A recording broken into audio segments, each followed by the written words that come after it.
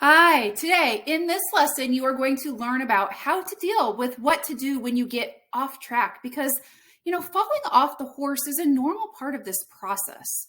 So these are the tools that you can keep in your toolbox so that you don't give up when things don't go quite the way you wanted.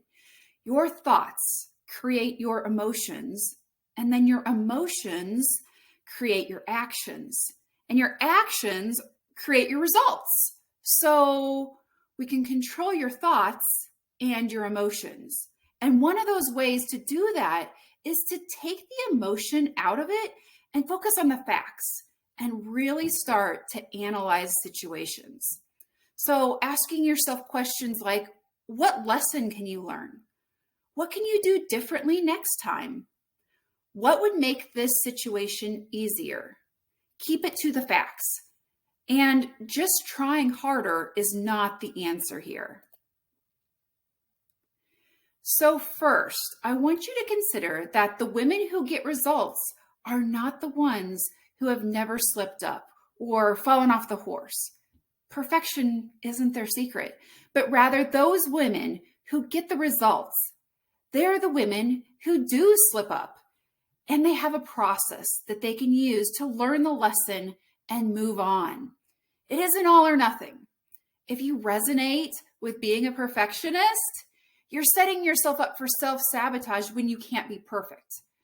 Maybe lighten that from I'm a perfectionist to I have perfectionistic tendencies.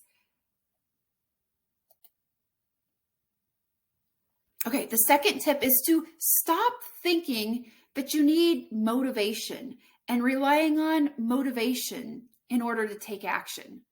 Motivation is just a feeling, and no one is motivated all the time. Instead, take action. Big action, small action, anything to get the ball rolling. It's kind of like a snowball. It gets bigger and bigger as you roll it through the snow. Taking action, it creates that momentum to create more action, just like a snowball builds in the snow. You might see motivation in there, but momentum is more important. The next tip number 3 is going to be to change the words that you are speaking to yourself. Change how you are speaking to yourself.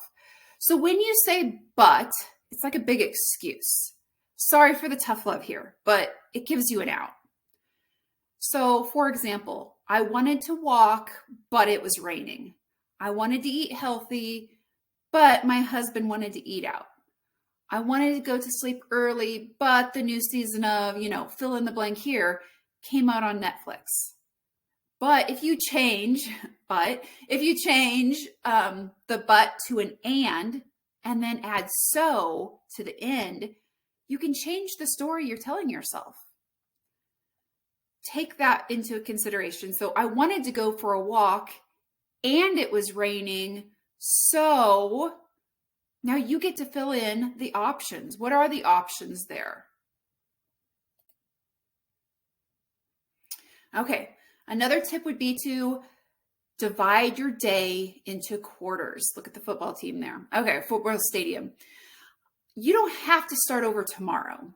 And you don't have to start over next Monday or next month or January 1st. Divide your day into quarters. First quarter, maybe it feels like a failure. First of all, was it really a failure? Did you learn something? Failure is really an interpretation of what happened, the facts. Remember to go back to the facts. Okay, so back to quarters. Divide your day into quarters. You have all seen games where they win the game in that last final quarter. So just because the beginning doesn't go well, doesn't mean we hit the showers and admit defeat. Absolutely not. Giving up, stop giving up and keep playing the game.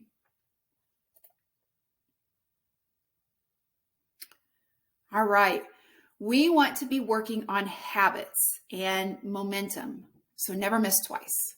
Sometimes as busy moms, things don't go as planned, but we don't want to start a new habit of not doing things. Personally, I even like to have a backup plan So right now I lift 4 days a week, Monday, Tuesday, Thursday, Friday. But if something happens on Monday and Tuesday, I still have Wednesday. If Thursday and Friday get off track, I still have Saturday and Sunday.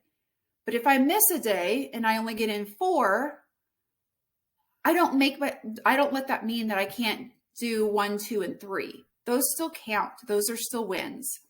Don't start a new habit of missing things. Never miss twice. Okay, the next tip is to celebrate wins. I'm big on this one. When you find and recognize the wins, you create momentum for more wins. What do I mean by find the wins? Sometimes we don't even realize the wins that we are already having. Give yourself a pat on the back, either actual pat on the back or just tell yourself those positive things that you are doing. We often think that these have to be big things, but celebrate those small steps that move you towards the big goals. So I like to do this for my clients with floor and ceiling goals. So what are you 80% certain that you can achieve? That's your floor. Celebrate those just as much as the ceiling goals. So for example, maybe you are 80% sure that you can hit 5,000 steps a day. Awesome. Notice that isn't 100% where it's not even a goal, it's a certainty. It's 80% sure. But it also isn't 70%.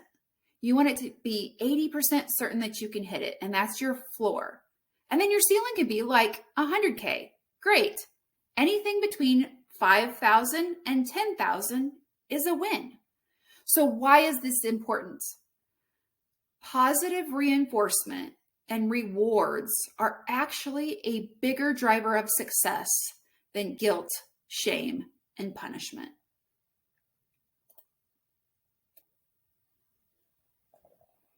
Okay.